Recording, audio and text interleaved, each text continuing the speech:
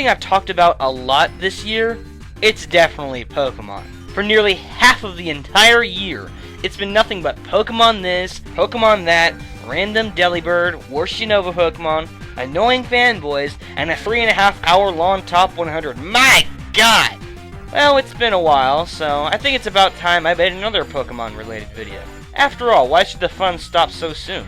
With the recent release of Black and White 2, I figured this was a perfect time to make another special Pokemon video. This time, we're going to be tackling a big topic. Now, fans of the series talk about the Pokemon, the gym leaders, the kick-ass music, the regions, literally every single aspect introduced in each iteration of the series. Well, I have a different idea. How about talking about something so big that it incorporates all the topics discussed by the fans? That's right, I'm talking about the generations. With the genius concept that is Pokemon, it's no surprise that the series would evolve with every bit of time passed within the gaming industry. Every new generation has a bunch of fresh new ideas that get us just so excited to surrender our cash. New Pokemon, new regions, new moves, yeah. Here, just take it. Just take my money now. It's right there for you. Just take it. Yeah, that's pretty much the basic cycle for us Pokemon fans. And that's what I'm here to talk about. Now, allow me to explain everything I will be covering in this video. I will be discussing the regions, the Pokemon, the quality of both main series and spin-off games introduced, how the games hold up today, what each generation introduced, the crime organizations, and miscellaneous other aspects. Just a fair warning, unless you're an identical clone of mine, you will disagree with this list. So, if you're feeling especially bitchy today, shut off this video and go whine about it on your MySpace page. Another small warning. Since every entry will be discussing nearly everything introduced by that generation, this might take a good chunk of time to go over. So just try to be patient and go with the flow. So, get your head ready, because we're starting this list right now.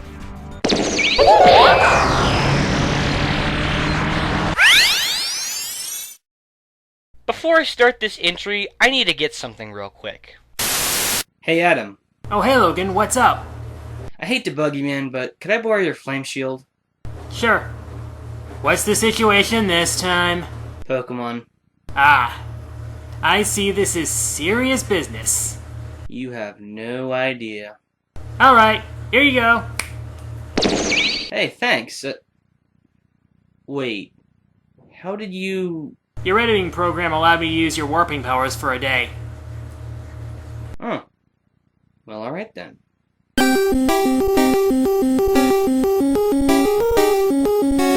To start off this top 5, we have the generation that started it all. The ultimate source of Pokemon origin, nostalgia, and the holy grail for the most annoying fanbase in all media. Ladies and Mentlegen, Generation 1. You suck! Now hold on. Before you rage at me with all piss and vinegar, let me elaborate for just 1 minute. A lot of you probably see me as a mulish Gen 1 hater. Think of me as you wish, but I have my own reasons. To put it frank, I can't stand Generation 1.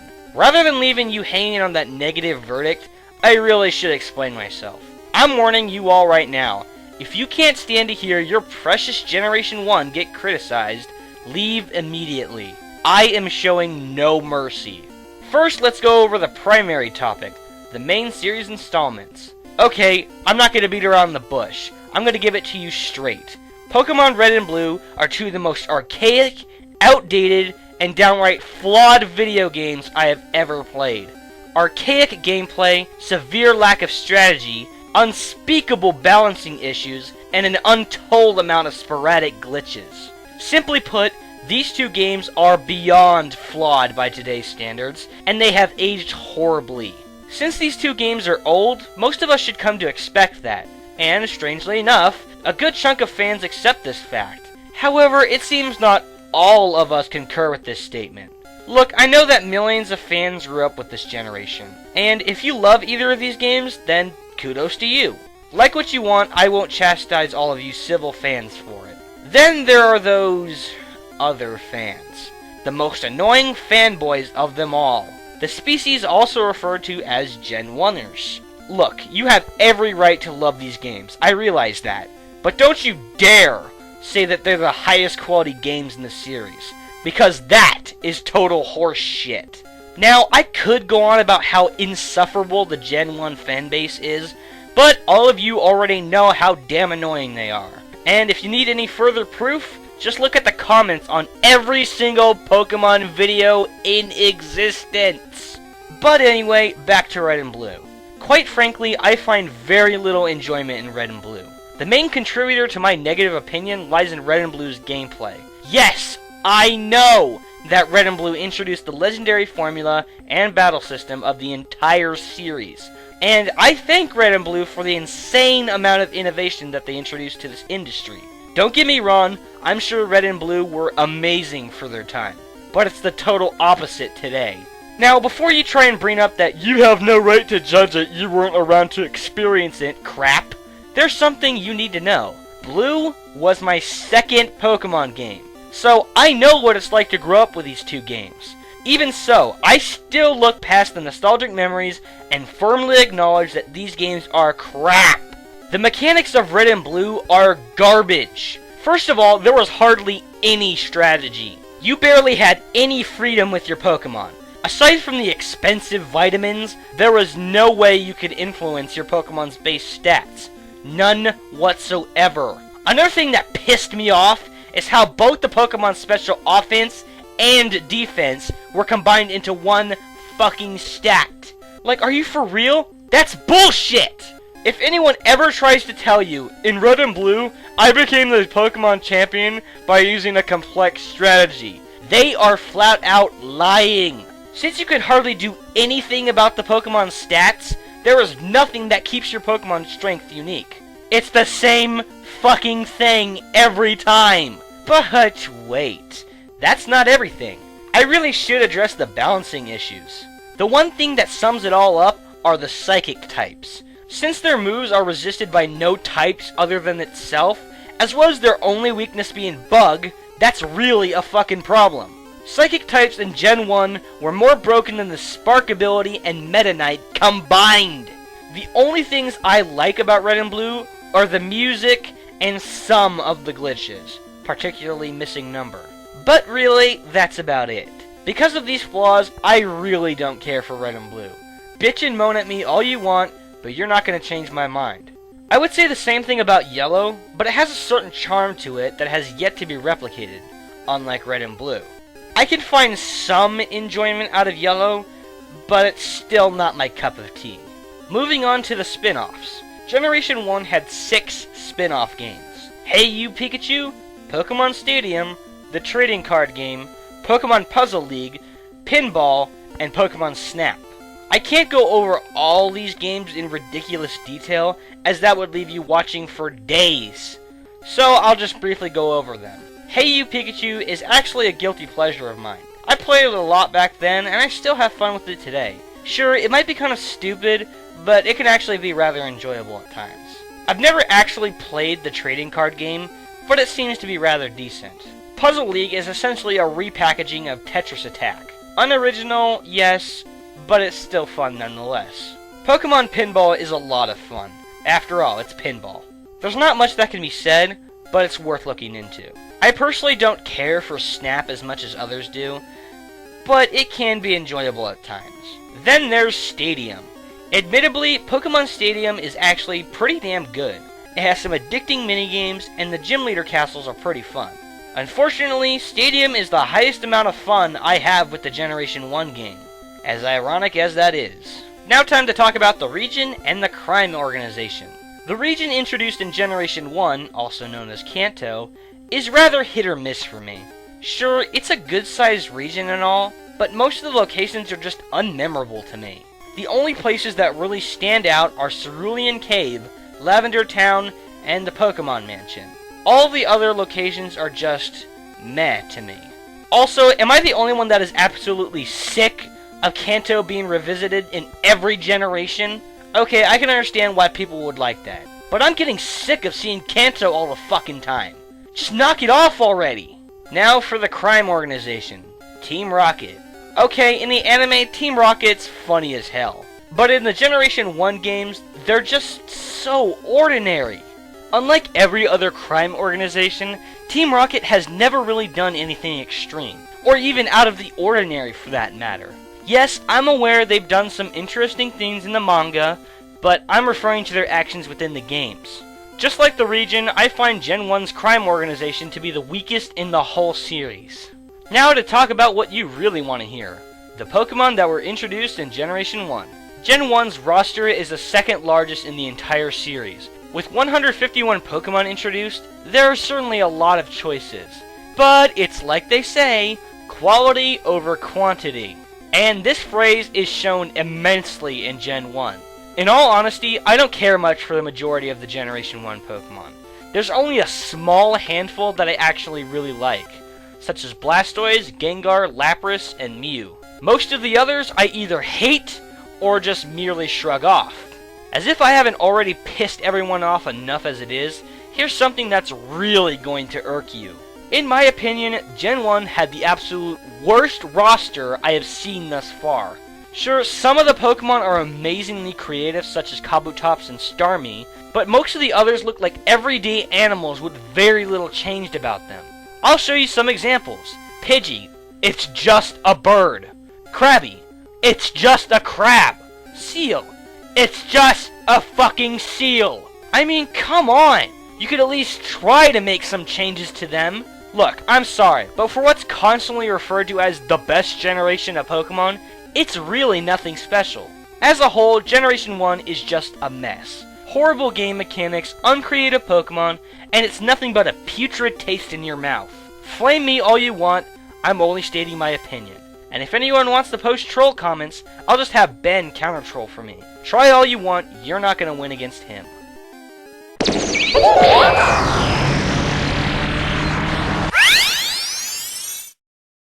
Now that the rage is over with, it's time to get into the good stuff. Don't worry, I find good out of all the other entries. So just cool your head off and let's continue.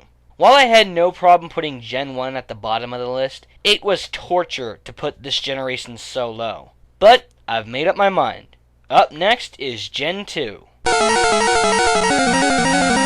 Whew boy, talk about a breath of fresh air. Being the generation I myself grew up with, Generation 2 introduced a ton of features and a huge region to explore. First, let's cover the main series installments. And man, Gen 2 really delivers with this category. The two games that represent this generation are Pokemon Gold and Pokemon Silver. Despite introducing the smallest Pokemon roster in history, Gold and Silver introduced numerous key innovations to the series, most of which have been retained in every generation since. With the improved stat system, the special stat is now split into special attack and special defense. I can't thank Gold and Silver enough for getting rid of that shit. Another innovation was the addition of two of my favorite Pokemon types, Steel and Dark. These two types changed everything about Pokemon battling. Thanks to these two types, most of the balancing issues have been completely nullified. Both of them counter the Psychic type's ridiculous power, and both of them give the Fighting types more of a fair chance in battle. I would list all of the additions, but there are just too many to count. Shiny Pokemon, breeding, new Pokeballs, baby Pokemon, Pokerus, time-based events. God! So many new additions! I love it! Unlike Red and Blue, Gold and Silver don't really have any problems to go on about. The mechanics are intact, there's plenty of stuff to do, and the balancing issues are killed off for good. Thank God! Now to talk about Gold and Silver's sister game, Crystal. Being the first sister game of the series, Crystal adds a good number of things that made Gold and Silver so great. These changes include a female playable character, animated Pokemon sprites, exclusive Pokemon from both Gold and Silver brought together, and various other changes. The story is more or less unchanged from Gold and Silver, with the exception that Suicune has a prominent role in the game's storyline. What is it exactly? Well, you have to play it for yourself. As a whole, Gold, Silver, and Crystal are what make this generation so great. They truly are core Pokemon games, and make for some of the highest quality Game Boy Color games ever made. Now for the region. Gen 2 introduced a damn good region. Lots of varied environments, memorable locations, and a huge amount of space with tons of stuff to do in it. Though, like Gen 1, there's nothing that really sticks out as far as thematics go. I mean, sure, you got the caves, the oceans, the grasslands, and all that. But again, it feels just a little too basic for me. I still like the Johto region, but it's nothing too amazing. Though there is something truly special about the Johto region. Like I mentioned before, Kanto is revisited in almost every generation, and it made its way into Gold and Silver. Okay, I'll admit, while I don't care for Kanto's environments at all, it's a very special thing to have 2 whole regions to explore in the same game. This means double the battling, double the gym leaders, double the exploration, and double the quality. When I said that there's plenty of stuff to do in this game, I wasn't joking. You will be playing this game for hours and hours and hours. So, overall, pretty good region with plenty of stuff to check out. Next, there's the Crime Organization. Since Gold and Silver take place only 3 years after Red and Blue, it's no surprise that Team Rocket's still at it. The only thing that's changed about Team Rocket this time around is the fact that they now have their own unique battle theme. But other than that, Team Rocket hasn't changed one bit. Still the same old plans, using the exact same Pokemon, and always having those bland outfits on. I mean, seriously, just look at old bitch over here. It's butt! Yeah, whatever you say, bitch. Either way, Team Rocket just bores me, both in Gen 1 and Gen 2. Now for the spin-offs. Sadly, Generation 2 only had 2 spin-off games, those being Puzzle Challenge and Stadium 2. Puzzle Challenge is essentially just Pokemon Puzzle League on a Game Boy, so it's basically just a port. Kinda weak if you ask me. Thankfully, all is forgiven with Stadium 2. Not much has changed from Stadium 1, but it's more of the good stuff. Having both Kanto and Johto Gym Leader castles means twice the 3D fun for N64 players. It's altogether just a good time. And now to cover the last topic, the Pokemon. While Gen 2 introduced tons of innovations to the series, they introduced the smallest Pokemon roster in history. Gen 2 only added a total of 100 new Pokemon to the mix. Yeah, that's right, only 100. Sure, the roster's pretty small, but I'd say it's still better than Gen 1's roster. A lot of them may have been evolutions of Gen 1 Pokemon, but it's definitely a welcome addition. I especially love this addition, because not only does it make more Pokemon less shitty, but it also brought forth some of my all-time favorites. Some of my favorite Gen 2 Pokemon include Crobat, Slowking, Ampharos, and the king of them all, Scizor. Of course, Gen 2 also had some iffy Pokemon. These iffy Pokemon include Unknown, Dunsparce, Sunkern, and Delibird. Oh, sorry about that, Chewy. Despite having only 7 games released and 100 Pokemon introduced, Gen 2 remains as one of the most important generations thus far. It revolutionized the Pokemon battling formula, and it cleaned up all the shit Gen 1 left behind.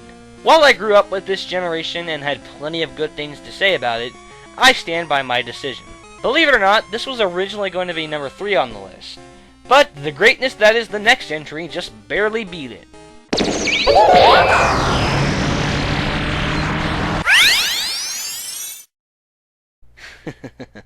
Any of you mad yet?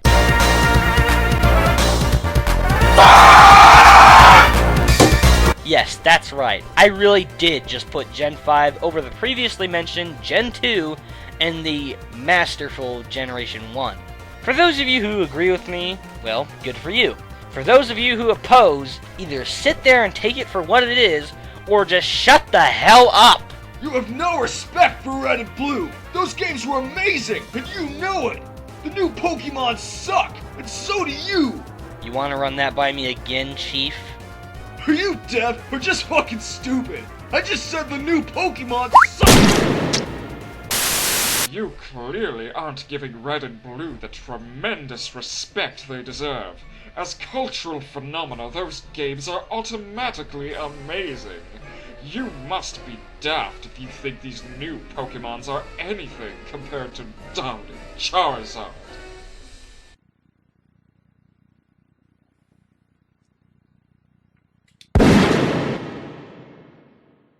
I'm okay! The bullet couldn't make it past my thick skull! Okay, so where was I again? Oh yes, Gen 5. Holy hot damn, this generation owns big time.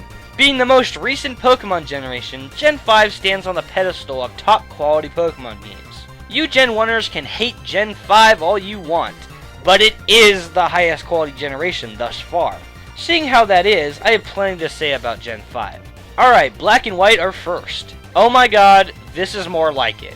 You can tell just from looking at Black and White, the developers were really going the extra mile here. Probably the most apparent difference with Gen 5 is the battle interface.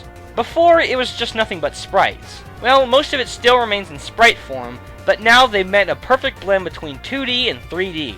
It's simply a marvel to look at. Oh, and all the Pokemon are fully animated too. God, those sprites are awesome. And I just love how they mix the 2D sprites with the 3D backgrounds. I'm dead serious here. When I play Black and White, I sometimes forget that I'm playing on a DS and think of it as console visuals. Another aesthetic change were the gyms. Black and White's gyms were extremely well designed. Probably more so than any other. You might be thinking to yourself, that's it? That's all they changed? Well, that's weak. Oh, how wrong you are, hypothetical voice in my head.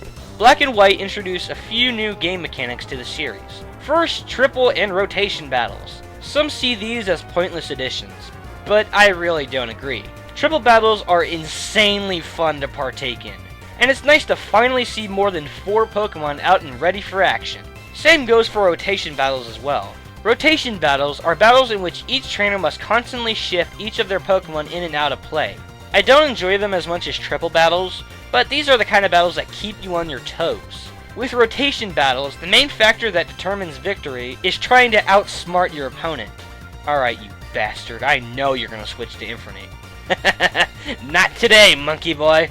Another alteration that I personally really liked was how you can now battle all of the Elite Four members in any order you please. For some reason, I just really liked that addition. I don't even know why.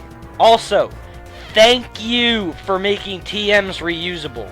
Then there's the topic that everyone argues over, the story. Okay, look, I'm more or less indifferent to Black and White's story. True, it was a step in the right direction, and for the majority of the game, it proved to be a rather competent story, even for something as formulaic as Pokemon. Though, I do find it to be a topic that is severely thrown out of proportion. Like, sure, the story's pretty good, but that's really not the selling point for me. Now to go over something everyone is pestering me about. What are my thoughts on Black and White 2? Well, I'd hate to prolong the waiting any longer, but I feel that it's too early to rightfully judge Black and White 2 yet. I do own Black 2, so I definitely have an opinion of it, but that really should be saved for later. Perhaps I'll release a video concerning my thoughts on Black and White 2 later on, but I really only have one thing to say. Buy this game. It's so good. If you haven't already, give Black and White 2 a go, as I feel it's lived up to the insane amount of hype Game Freak has set up for it. Sadly, that's all the main series installments that Gen 5 has in its arsenal. But it's perfectly excusable, as this generation is little over a year old. Because of this, Gen 5 hasn't got a whole lot of spin-offs either. As of right now, Gen 5 has 3 spin-off games: Pokepark 2, Rumble Blast, and Conquest. Despite its extremely casual appeal, Pokepark 2 is admittedly really fun. Essentially what you do is roam around as various Pokemon, usually the starter Pokemon, explore the areas, help other Pokemon with their problems, and even battle the tougher boss Pokemon, like Scrafty. Don't let its unfamiliar style draw you away. Pokepark 2 is a really fun game. I'd highly recommend getting it. After all, who doesn't want a game that has Oshawott playable in it? That's right, nobody. From what I've heard, Rumble Blast was a step up from the original. I've heard that's only because it has more Pokemon in it, but I'm really not sure. According to reviews, it's not much of a step up. I really don't have an opinion of it, as I haven't played it myself, so that's all I can really say. Sorry about that. Finally, there's Conquest. Conquest is essentially a crossover between the Pokemon series and Nobunaga's Ambition series. It seems weird at first that Pokemon are being used in the brutal fashion that is warmongering, but somehow it works. I don't own a copy of Conquest myself, but I have played through a copy that my friend owns. And I must say, this really impressed me. Conquest is essentially an expansion on the tactical style of gameplay that Fire Emblem introduced, and merged that with Pokemon. Like I said before, I can't go over everything that happens in each game, so I apologize if I sound somewhat vague. Conquest is well worth the purchase. Let's hope it gets a sequel sometime, huh? For the region introduced, we have Unova. Unova is kind of middle ground to me, in all honesty. It's one of those cases where it lands right in the center of things. It's not my favorite, but it's not my least favorite either. Unova had a lot of memorable locations, like Chargestone Cave, Ends Castle, the Sky Arrow Bridge, the Giant Chasm, and Castelia City. I personally love the environments, but I feel it suffers from one thing. Unova is, in my opinion, the most linear region to date. Throughout the black and white games, it feels that you're kinda driven along the path for all the wrong reasons. It feels more like going from point A to point B rather than going on an expansive adventure. I'm not criticizing the region for its design, which is really good by the way. I'm simply addressing its unusual feel. I don't know, I might be drawing a blank here, but that's honestly what I think of it. Well-designed environments, but an unfamiliar feel. Same goes for the crime organization too. Team Plasma was alright, but the majority of them felt like standard grunts. Aside from N, none of them are really that special. At first, I rather liked their portrayal of individuals against Pokemon abuse, but what ruined it for me was when it was revealed that they're merely in on it for world domination. Really? Really? Well, that would be fine if there was a reason or an elaboration on how they could accomplish it, but no, it's just world domination. Without an explanation. Oh well, they're much better than Team Rocket. Now for what really set Gen 5 this particular spot. The Pokemon. Despite what the stubborn Gen 1 purists try to shove down your throat, Gen 5 has an amazing roster of Pokemon. Gen 5 introduced the largest roster of any Pokemon generation thus far. Black and White introduced a hefty 156 Pokemon to the fray, and it had quite an effect on the still growing tier list. So much variety was added this time around, both in designs and statistics. Let's see, we got an ancient ghostly automaton, a solar deity reincarnated as an Atlas moth, and even an extraterrestrial dragon representing yin and yang. One word. Fuck. And to think you're calling this the worst generation of Pokemon. Bitch, please. These are designs your precious Gen 1 can only dream of getting. Damn! Some of my favorites from Gen 5 include Kyurem, Ferrothorn, Chandelure, Excadrill, and the ruler of them all, Volcarona. Also, am I the only one that notices something very odd about this generation? Out of all the types that benefited from Gen 5's roster, the one that got the greatest boost was none other than my favorite type, Bug. There is not one single bug type in Gen 5 that isn't ridiculously good. Excavalier, Genesect, Excelgor, Volcarona, Crustle, Leavanny, Scolipede. Just too many awesome bug types to even count!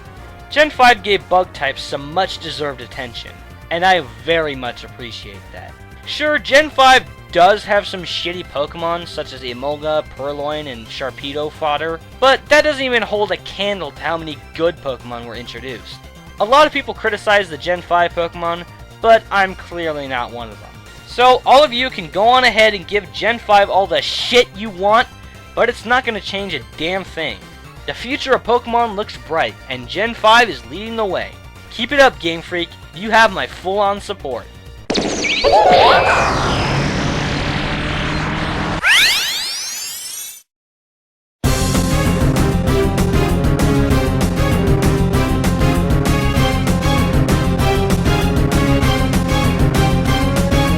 Yep, Gen 3 isn't number 1. Go ahead and do your bitching already. Fuck! I told you you'd disagree. But in all seriousness, Gen 3 truly is a marvel. Tons of quality has been put into this generation, and plenty of love and attention was delivered here. A lot of fans see Gen 3 as a reset on the entire series, and I concur with this generalization. Before Gen 3, Pokemon was only an above decent series, with only Gold and Silver being the main source of greatness. What I'm saying is that Pokemon wasn't always the beast of an RPG series that it is today. But Gen 3 changed that for good. It was at this point where Pokemon started to get really good and gave every other franchise in existence borderline unbeatable competition. In fact, the only franchise Pokemon hasn't dominated is the Mario series. Yeah, it's that ridiculous.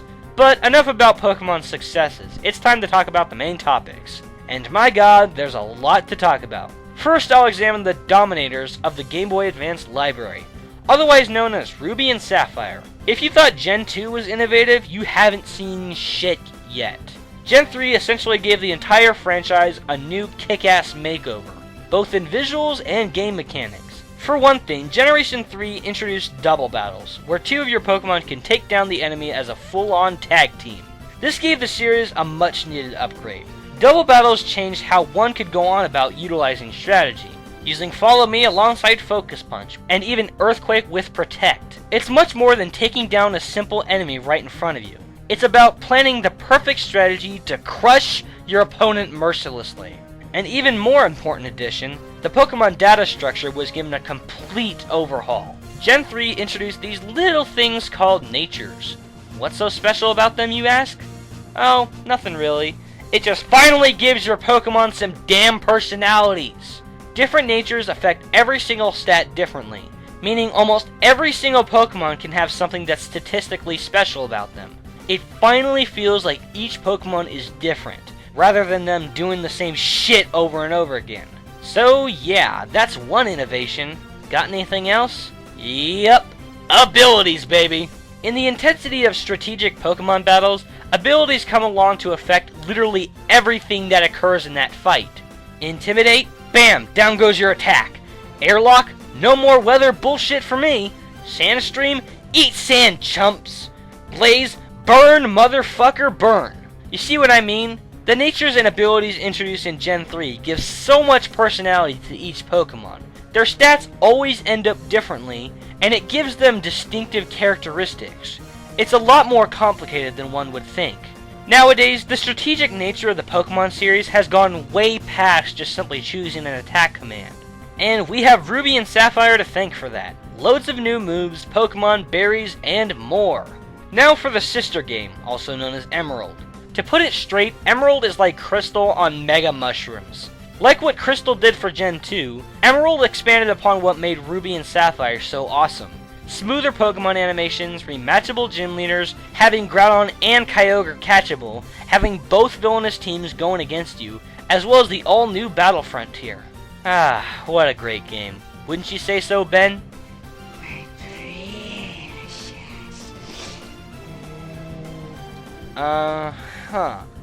Anyway, if these three games weren't enough, there's still plenty more. Next up are Fire Red and Leaf Green. Okay, here's all you really need to know. Fire Red and Leaf Green are basically a re-release of Red and Blue. What's the difference? They're finally good!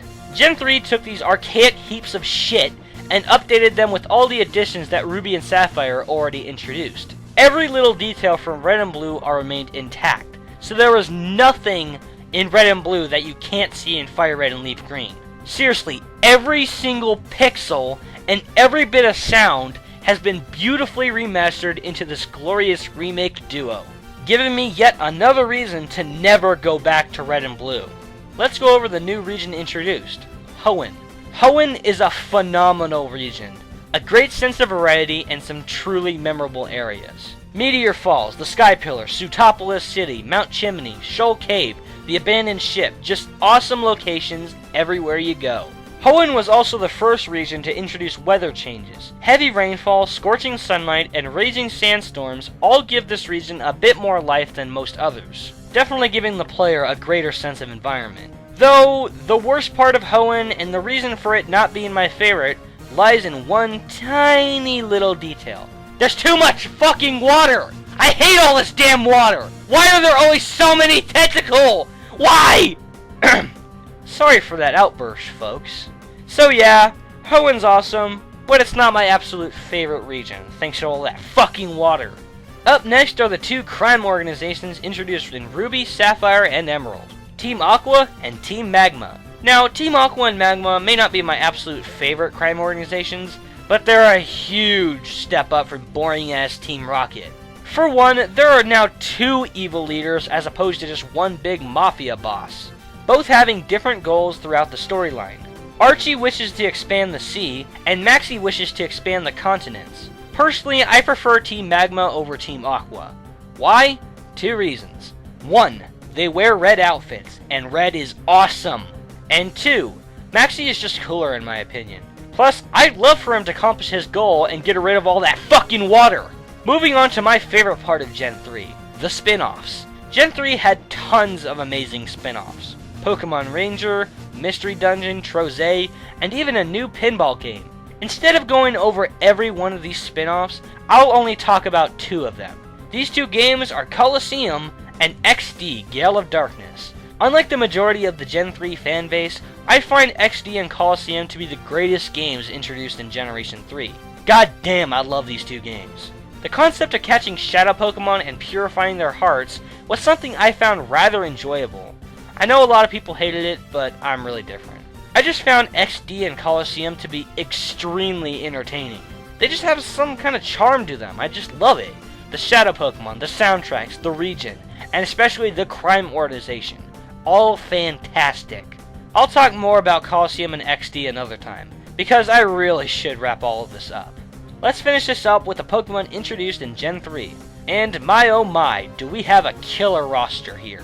Gen 3 introduced a total of 135 Pokemon to the collection, making this one hell of a good time.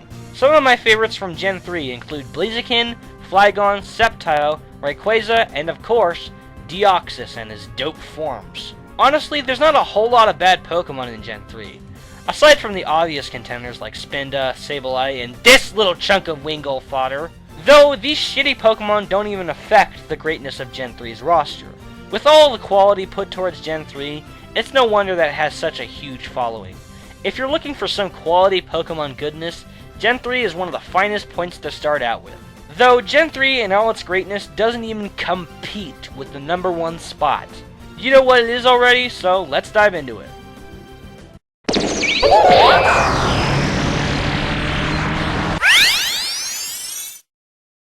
Yeah, I totally went there.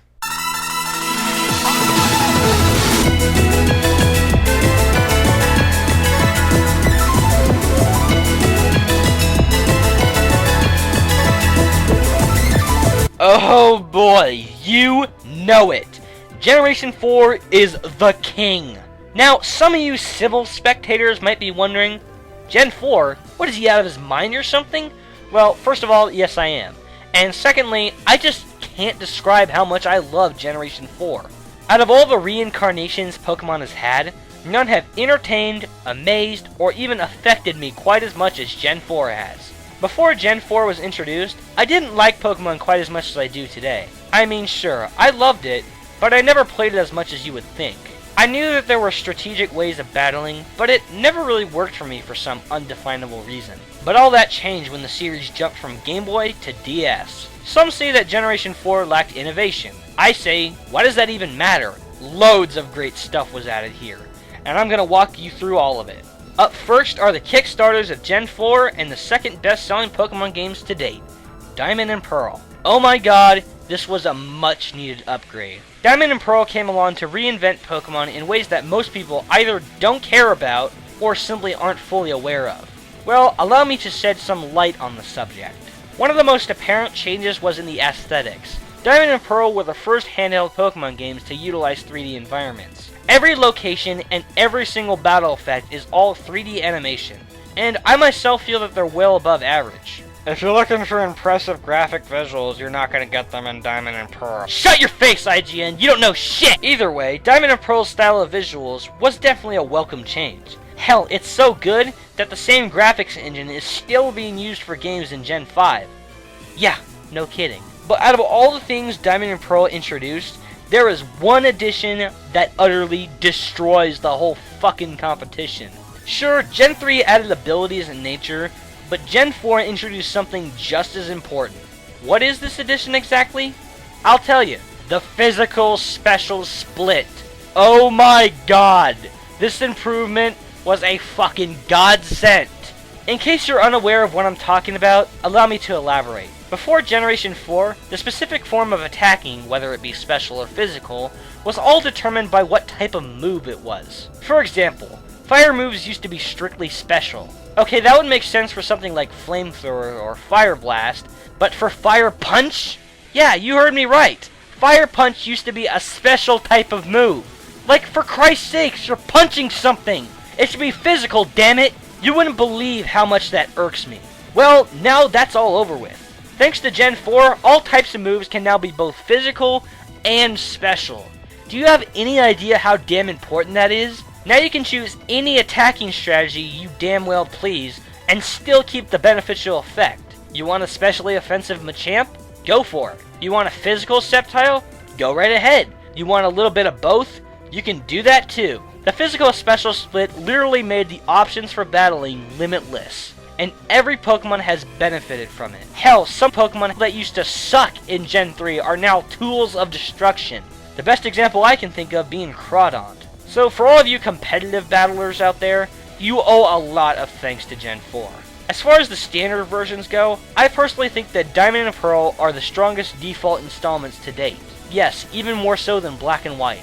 You probably think otherwise, but that's your problem, not mine. And now for what I believe to be the Pokemon franchise's magnum opus, Pokemon Platinum. Oh my god, I could just marry this game. If you haven't guessed already, Platinum is my absolute favorite Pokemon game. It's just so good. Yeah, just think Emerald, only better. Yeah, I personally feel that Platinum does a way better job at being a sister game than Emerald. Because while Emerald was really good and all that, it wasn't that much better than Ruby and Sapphire. Platinum, on the other hand, added so many improvements that it far surpasses what Diamond and Pearl originally started. A completely new regional Pokédex, more fluent attack animations, a battle frontier that isn't impossible to overcome, more legendary Pokemon, multiple form differences, new characters, an updated storyline, and even revamped gym designs. God damn, I love Platinum. Platinum alone set Generation 4 at the #1 spot. God, just talking about it makes me want to drop everything and replay it now. But there is more stuff to cover, so I'll try and refrain from leaving you guys hanging. Gen 4 also contains the greatest remakes I have ever seen. Just as Gen 3 did with Gen 1, Gen 4 remastered the second generation in ways far better than what Fire Red and Leaf Green pulled off. With Heart Gold and Soul Silver released, longtime fans of Generation 2 were sucked into the greatness of Gen 4 as well. Since Gen 2 was strictly sprites, and Gen 4 has a blended mix, the change in visual aesthetics between the two were just ridiculous. It's all the greatness of Gold and Silver remastered in the highly advanced Generation 4 of Pokemon. Everything from Gold and Silver has been drastically improved on. The visuals may be far more advanced, but it feels exactly the same as before. I swear, when I first played Soul Silver, the nostalgia sensation nearly killed me. It felt like time never passed. The generation in which I grew up with made better. How could I not like that? Currently, Soul Silver stands as my second favorite Pokemon game, for reasons too obvious to go over a second time. So, that's the main series installments. Damn good. What about spin-offs? Are they any good? Well, duh. The spin-offs in Gen 4 are Battle Revolution, Pokepark Wii, the 2 Mystery Dungeons, and the 2 Pokemon Rangers. Okay, I just need to say this. I don't hate Battle Revolution like everyone else. Sure, the online was pretty atrocious, but I personally found the main mode to be very enjoyable at times. Also, the music is really good. It's nothing truly spectacular, but I'd say it would be pretty fair if it were $20 instead of $50. Pokepark Wii focuses around a Pikachu that encountered Mew one day. It's essentially the same concept as Pokepark 2, but I felt the attractions in the original were better. I enjoy Pokepark Wii just as much as the sequel, meaning it hasn't lost an ounce of its luster. The only Pokemon Ranger game I've played is Shadows of Almia, and I have to admit, I was very pleased with it. Pokemon Ranger style of gameplay involves using your capture styler to bring wild Pokemon to your side, explore the area, and defeat the villainous Team Dim Sun. Lots of fun, honestly, and having Darkrai as the final boss gives it huge pointers for me. I don't really have an opinion on Guardian Signs because, as I mentioned before, I have yet to play it. So, sorry about that. Again. Sadly, the same goes for the Mystery Dungeon games.